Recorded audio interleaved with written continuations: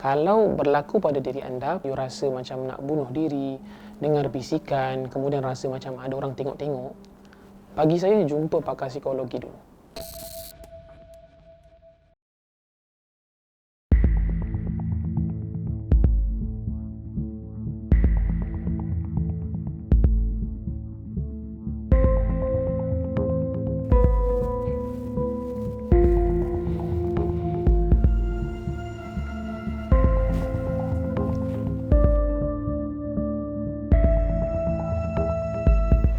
Umur saya dalam 14 tahun masa tu. Pasal masa tu saya seorang budak yang agak suka membaca. Jadi masa tu saya baca pasal bahasa-bahasa lah. Jadi saya ajar diri saya macam mana nak baca perkataan Greek. Jadi saya masih boleh kira dalam bahasa Greek lah. Macam enatio, tria, macam itu. Dan lepas tu pelan-pelan saya masa di sekolah saya ada kawan tunjuk simbol yang Satanism ni, dan saya perasan yang simbol dia dalam bahasa Hebrew atau Yahudi. Jadi saya belajar pasal tu, dan lepas tu pelan-pelan saya kaji dan saya pelan-pelan tersendung lah. Ibu saya tak tahu yang saya buat ni semua lah. Masa saya amalkan yang Satanism ni, saya secara sembunyi-sembunyi. So saya belajar yang masa tu dalam tahun 90-an tu, saya print out sendiri yang dia punya incantation semua. Dalam yang incantation dia dalam bahasa Polish. Jadi masa tu Yas ni lah, Yas cuba pergi library cari buku tapi tak ada. Dan ada satu buku ni yang masa tu Yas pun ada terbaca sikit. Nama dia buku Necronomicon. Buku dia dibuat daripada, buku asli dia dibuat daripada kulit manusia dan ditulis dengan darah manusia. Diorang panggil the Book of the Dead lah masa tu. So the Book of the Dead ni kirakan untuk seru balik roh dengan untuk tahankan hidup lama lah. Kalau yang dah pakai kulit manusia, darah manusia, tu dah lain level lah, dah busy jugalah. Wallahualam, saya tak tahu kesahihan benda tu, tapi mungkin ini yang Yas lalui. Mungkin benda-benda ni kalau kita mencari, mungkin kita jumpalah. Biasanya paling common di Singapura, buku sihir penunduk. Penunduk tu maksudnya kasih orang sayang kita. Orang tengok kita macam cantik je, orang tengok kita macam sayang. Nak marah pun macam tak boleh. Itu amalan-amalan tu banyak di kalangan orang-orang kita. Masih diamalkan, ada yang ramai dah ditinggalkan juga. Pada alaf ni saya rasa macam patutnya dah berkurangan kan, tetapi dia resurface semakin ramai. Kalau ruqyah tu hari-hari. Jadi kalau contoh Book of the Dead ni memang mungkin ada. Saya tak pernah jumpa jujur, tapi kalau buku-buku yang ni kita pernah jumpa, contoh turun-temurun. Biasa orang dah tak cetak lah. Kalau sekarang dia letak dalam PDF form, tu lagi seram boleh share. Ada, tapi jangan cari, tak perlu cari pun. Kalau ada, dispose. Cara nak dispose pun ada cara-cara tertentu. Ada orang semua pukul rata bakar, buku sihir bakar. Terus kena. Bila bakar, balik kena ganggu. Bakar, balik nampak benda-benda tu. Ada di antaranya kita ambilkan baldi, letakkan serbuk bidara, kemudian bacakan ayatul kursi. Ini pandangan ulama'. Kemudian rendamkan barang tersebut untuk batalkan efek sihir. Kemudian kita kalau boleh syret-syret lah, boleh gunting, boleh koyakkan. Jangan nampakkan masih ayat yang sama. Kerana ada nama-nama Tuhan. Ada ayat Quran, so you kena hilangkan sebelum you dispose. Kalau style orang kita, bakar. Ustaz, saya dah bakar Ustaz. So apa jadi? Kena ganggu lah satu family. Apa tata tertib atau cara yang betul lah untuk kita baca buku-buku sebegini? Okey, pertama sekali berbalik kepada niat lah. Dia bunyinya klise kan. Ustaz ni tak balik-balik niat. Memang niat lah. Kalau kita baca buku tu untuk apa? Bagi saya lah, dulu zaman saya kecil-kecil, kalau saya pergi library, saya suka cari benda-benda yang pelik-pelik sikit. Jadi kalau kita sebagai orang awam, benda yang pelik dan tak ramai orang bikin, kita memang suka. Kalau kita belajar tentang psikologi, memang orang suka something different. Kalau aku baca, aku share ke orang mesti percaya. Ini di antara psikologi manusia, bukan orang kita je, sesiapa saja. Jadi kalau niat kita untuk tahu ilmu tu untuk berbangga, mengamalkan ilmu-ilmu lain, bagi saya that's not the way. For me personally, bila nampak buku, tengok dulu, tengok author, you tengok index dia. Ni pasal apa ni? Kalau contoh tentang ni common Dajjal, You kalau tengok salah source, you akan sembarang cerita Dajjal. Sedangkan ada ceritanya dalam Al-Quran dan Sunnah. You boleh check. Itu authentic source. Itu okey, belajar. Tapi pun kalau kita belajar tentang benda-benda ni, jangan terbawa-bawa sangat lah. Dia sebenarnya kalau belajar ilmu agama ni, belajar fardu ain dulu. Tentang pembersihan diri, pembersihan hati, solat, puasa, zakat. You belajar yang tu dulu. Ilmu yang lebih baik, macam mana you nak berbual dengan orang yang berbangsa dan agama lain. Itu lagi important. Kalau you start belajar Islam dengan Dajjal, you punya, ni nanti akan turun, keluar orang yang bermata satu. Kemudian ada tulisan Al-Kadzab kat sini. You punya direction je dah lain. You kena tahu, sebab tu kalau belajar ni dengan guru.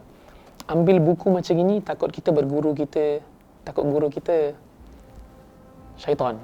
Kita tak nak macam tu. Jadi apa jenis amalan yang Yas pernah buat pada masa itu? Ada satu spell ataupun incantation Yas buat dekat diri sendiri. Masa tu kirakan dekat hall tu ambil pasir dengan garam, ambil lilin semua dan bakar dan ambil yang incantation yang spell tu. Ada satu spell ni dia dalam bahasa Polish tapi dia kirakan tisari dia adalah untuk sebagai jadi kita kuat, ada tenaga dan badan kita tak berumur lah. Something macam dia cakap ageless lah. Oh, okay. So the thing is bila Yas buat tu Yas rasa kuat lah. Masa ada banyak tenaga. Dah habis dan muka pun tak tutu. Masa tu dalam umur 27 Yas jumpa dengan satu kawan dan dia cakap Yas muka tak berumur, masih nampak dalam umur 16 tahun. Negara kita banyak antara amalan digunakan untuk mendapatkan awet muda. Kira nak nampak muda sepanjang masa. Seboleh-bolehnya sampai bila-bila lah. Tetapi amalan-amalan ni berbezalah daripada satu pengamal daripada pengamal yang lain. Lain orang lain cara. Ada yang diamalkan bacaan-bacaan mantra tertentu setiap hari. Contoh pada waktu maghrib, malam tu baca. Dan biasanya ada yang bacakan di waktu sembahyang. Jadi dia melanggarlah, mencemar duli. Dia baca mantra pada waktu tu. Padahal waktu tu kan kita azan, kita sembahyang kan, kita solat. Tetapi digunakan, dibacakan pada waktu tersebut. Dan ini di antara orang kata bacaan. Ada pula yang gunakan bahan-bahan tertentu. Itu yang kita tahulah, ada yang cocok sini, cocok sana. Contohlah orang yang masuk-masukkan dalam badannya tu, yang kita istilahnya lah kalau dalam orang kita dikatakan sebagai susuk. Contoh, kalau susuk ada orang nak keluarkan kerana mungkin ada banyak gangguan. Pertama sekali bila melakukan susuk, menggunakan susuk, memakai susuk itu untuk diri sendiri. Tetapi dia memberikan implikasi kepada ahli keluarga. Selalunya masalahnya bila dia ganggu keluarga. Kerana benda ini tak kosong lah. Biasanya ada orang gunakan emas, ada gunakan besi biasa. Tapi besi biasa nanti berkarat dan sebagainya. Kalau high quality ada gunakan emas lah. Ada yang tindik dan sebagainya. Cuma kalau saya nampak lah yang dah banyak-banyak kat dalam badan tu, kalau nak keluarkan agak susah. Dan di antaranya, kalau contoh, kalau kita dah gunakan amal-amalan ini, nanti bila kita nak sembahyang, susah. Kita nak solat, nak baca Quran sangkut. Tak boleh baca, terputus-putus. Nak baca je jadi berat. Kalau nak ambil uduk, nak solat tu, macam satu benda tarik tu. Itu pernah berlaku. Kalau kita lah sebagai umat Islam, mudanya kita tu, kalau kita nak niat muda tu lebih banyak beribadah lah. Kuatnya kita tu untuk beribadah. Bukan nak nampak muda tetapi tidak melakukan ibadah. Dan kalau kita tua, sakit, jangan anggap sebagai satu macam ujian sangat. Kerana kalau kita terlalu sihat sepanjang-panjangnya, nanti dah macam cerita Fir'aun. Jadi kalau kita sakit, kita tua, itu proses kehidupan. Jadi bila kita dah makin lemah, kita ingat, kita lebih kasih sayang pada anak-anak kita. Kita tahu masa dah berkurangan. Jadi sebenarnya ada hikmah kenapa muda, kenapa tua. Okay, jadi apa yang Yas kena buat untuk berhentikan? Pasal betul-betul nak pergi ruqyah semua. Tapi masa tu Yas tak tahu. Yas berkomunikasi dengan jin ni. Yas pergi dekat balkoni dan berhadapan dengan bulan dan Yas macam berbicara lah, tapi bukan berbicara dengan mulut. Yang jin ni ataupun setan ni cakap yang Yas akan hidup susah untuk selamanya lah. Dia kata itu sumpahan dia. Lepas tu Yas ni ada sikit bodoh sikit lah tapi Yas pergi yang tempat yang sama yang Yas buat spell tu. Yas taburkan air dan Yas bacakan Al-Fatihah. Itu bukan cara yang sebenarnya. Dan lepas tu Yas fikir dah tak ada apa-apa lah. Kira kan dah tak ada apa-apa, dah pindah, dah tinggal rumah tu. Dan selepas tu Yas pun dengar suara lah masa tu dekat dapur. Dia macam ketawa semua. Dan lama-lama pemikiran Yas daripada siuman terus jadi tak siuman. Okey, contoh kalau Yas dikatakan dia berbual dengan jin lah tersebut. Tapi kalau kita tahu contohlah kalau ada pengamal di luar sana yang dah menghentikan, alhamdulillah, baguslah. Tetapi tidak perlu berbual ataupun berbicara dengan makhluk tersebut. Itu tidak menjadi kemastian. Tak ada macam orang kata kalau janji ikatan tu mesti minta izin untuk tinggalkan. Tidak. Kita tinggalkan untuk pencipta kita. Kerana kita tahu dalam agama kita itu landasan yang sebenar lah. Jadi kalau kita tahu itu caranya, kita tidak perlu meminta izin kepada makhluk tersebut. Tak perlu berbicara. Kerana kalau makhluk ni dia cakap, contohlah kalau macam Yas katakan, Yas akan hidup susah selamanya. Ketahuilah para pendengar sekalian, para penonton sekalian, kalau kata-kata jin ni, makhluk halus ni, memang kata-kata yang 100% you tak boleh percaya. Bukan 100%, 200% tak boleh percaya.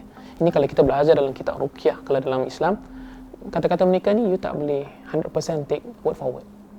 Contoh, susah selama-lamanya. Saya rasa Yas tak susah pun selama-lamanya. Dia semakin baik, semakin pulih. Jadi di manakah kata-kata jin tersebut?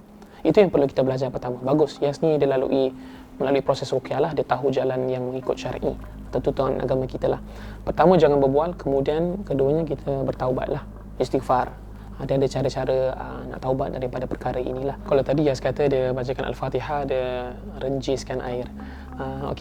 Saya just nak beritahu lah, kita tahu ada yang pakai spray, ambil mangkuk, renjisan air. Kalau dalam Islam memang ada beberapa cara penggunaan air. Pertama, contoh air minuman, itu memang sunnah.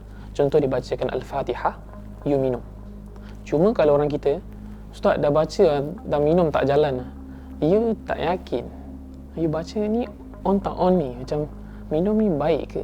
The moment you ada doubt, the moment you ada keraguan, kewas-wasan dalam membuat ruqyah, memang 100% takkan jadi.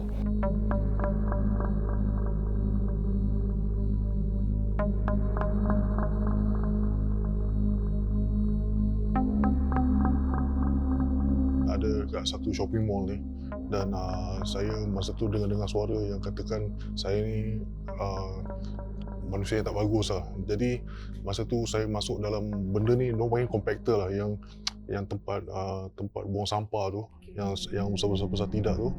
Dan saya masuk dalam dan saya putarkan kepala saya lah. Saya nak try to snap my neck lah.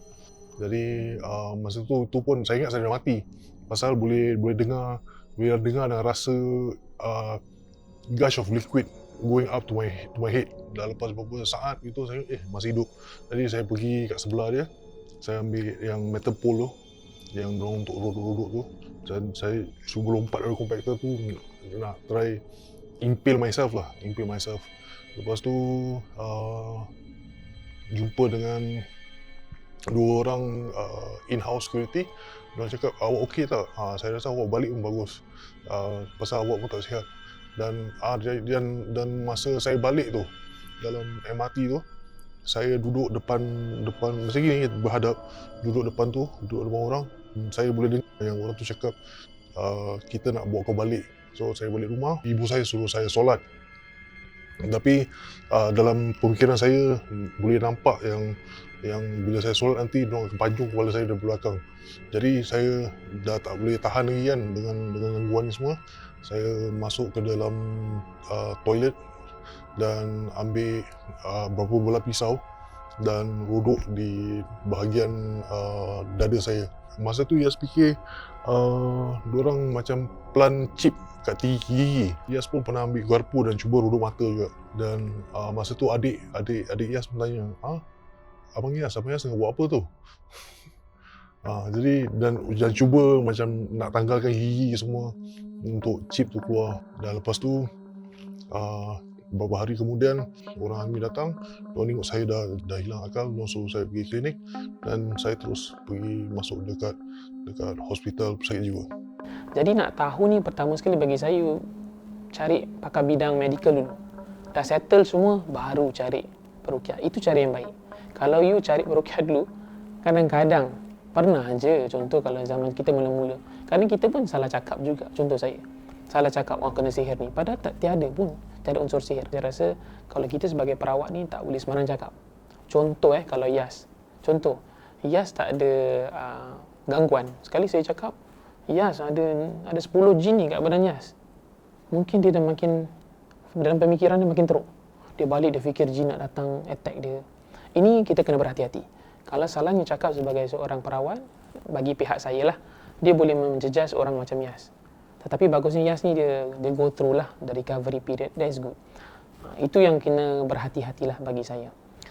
Kalau berlaku pada diri anda, you rasa macam nak bunuh diri, dengar bisikan, kemudian rasa macam ada orang tengok-tengok, bagi saya jumpa pakar psikologi dulu.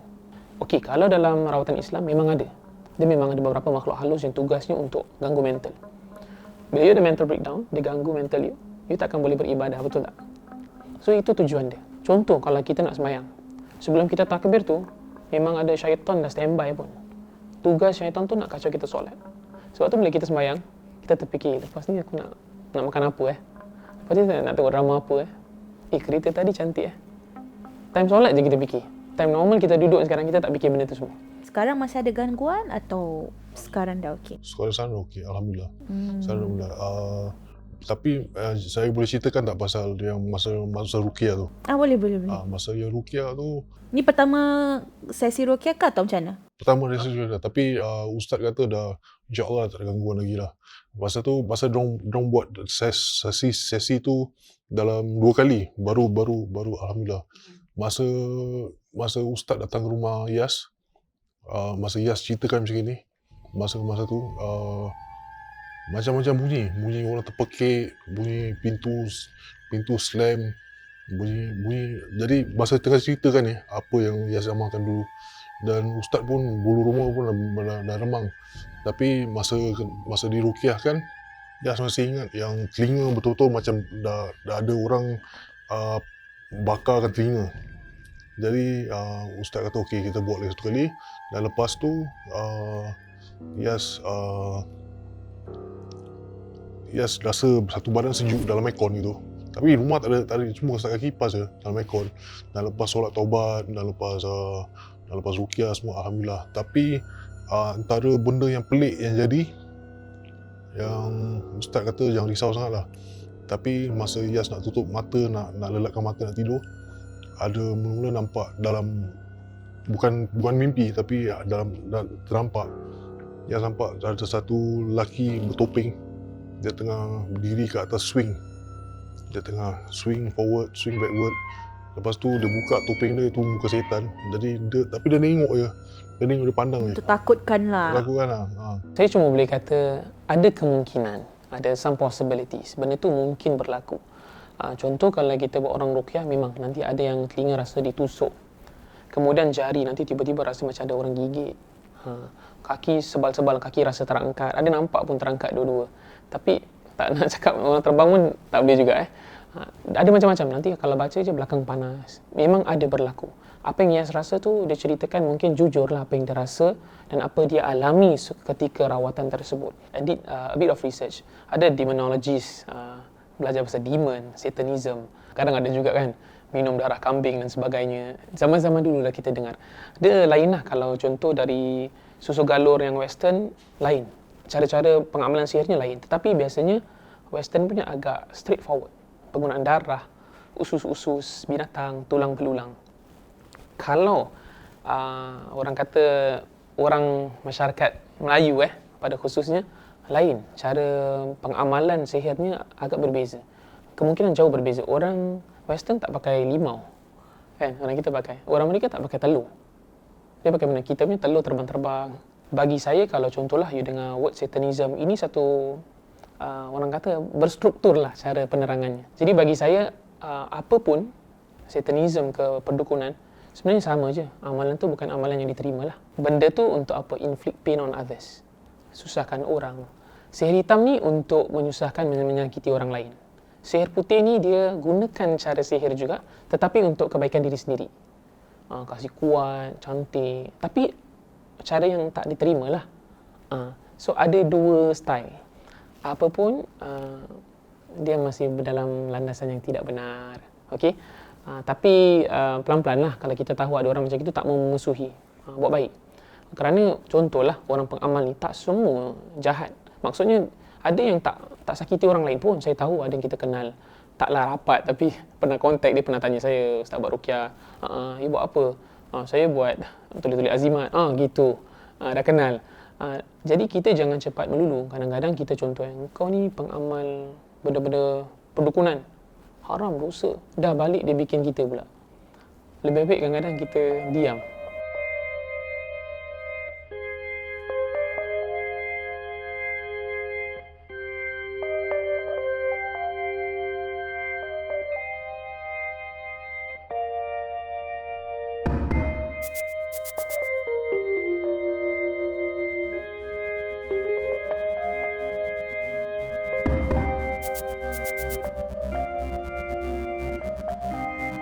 Online ada banyak nama-nama yang saya ada, macan putih, buaya tulang buaya, ni kita pernah dengar lah.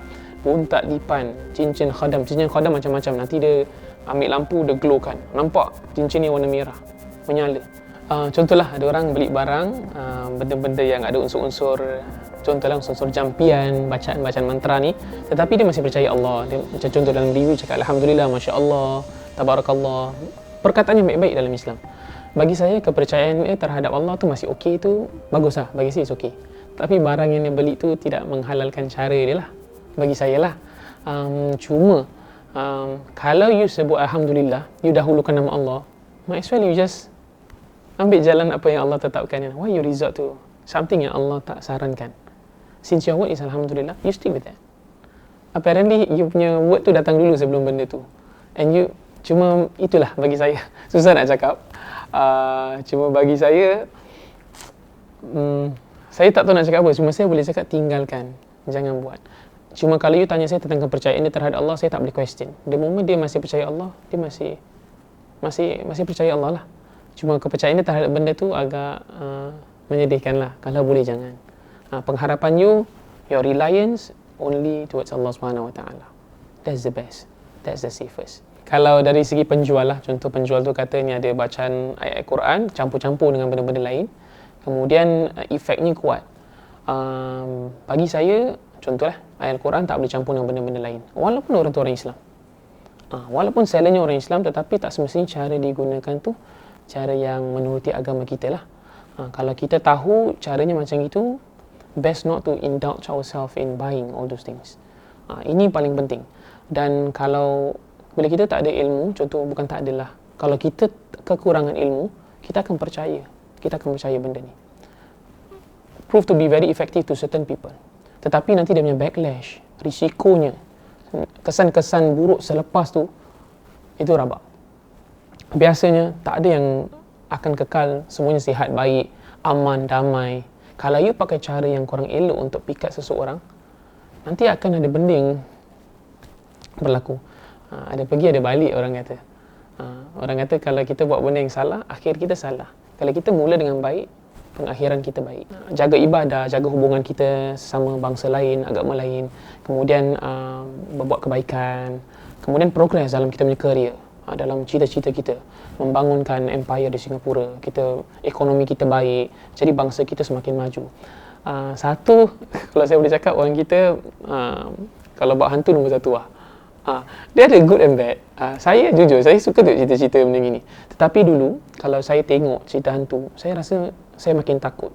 Kalau tahu tak, kita kecil-kecil, kita tak pernah takut. Kalau kita umur 4-5 tahun tu, kadang boleh masuk toilet seorang gelap-gelap. Kenapa bila kita dah besar, kita takut? Pasal banyak tengok cerita, banyak orang ceritakan, banyak orang takut-takutkan. Kalau kita penakut, macam kita tak percaya siapa Tuhan kita. Jadi ada fine line, di tengah-tengah lah, orang kata wasatiyah, tengah-tengah. Tak berani sangat dan tak takut. Just nice. Kemudian carilah. Contoh di luar sana, kalau ada orang yang pernah mengamalkan amalan-amalan ilmu ini, ilmu yang kurang elok ni nak tinggalkan, bagus. Kalau nak tinggalkan, ada cara-cara tertentu lah. Cari ustaz-ustaz pakar, buat ruqyah dan sebagainya, lepaskan, kemudian kembali beribadah. Jadi kita sebagai pembeli, we have the purchasing power. Kita ada duit kan, kita pilihlah apa yang kita nak beli. Bagi saya, kalau you spend duit on benda tu, might as well you spend on your parents. Spend kat mak ayah kita. Itu confirm masukkan you dalam syurga. Lepas tu you kasih gembira your parents. Betul tak? Ataupun buy something for yourself. Smartwatch ke, handphone baru, bag yang you suka, better. Ada gunakan untuk kekayaan. Just a question. Saya pose a question to everyone.